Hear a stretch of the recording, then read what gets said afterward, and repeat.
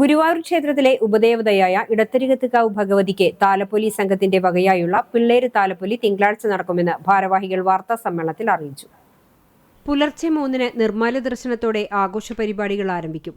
തുടർന്ന് വാകച്ചാർത്ത്, ദീപാലങ്കാരം, നിറമാല, ചുറ്റുവിളക്ക്, കേളി, കളമെഴുത്തുപാട്ട് എന്നിവയുണ്ടാകും. മേൽപ്പുത്തൂർ ഓഡിറ്റോറിയത്തിൽ അഷ്ടപതി, ഭക്തിപ്രഭാഷണം, കുച്ചുപ്പുടി, കളരിപ്പയറ്റ്, ഭരതനാട്യം, വീരനാട്യം എന്നിവയുണ്ടാകും. ഉച്ചയ്ക്ക് 12-ന് നടയടച്ച് ഭഗവതി പുറത്തേക്കെഴുന്നള്ളും.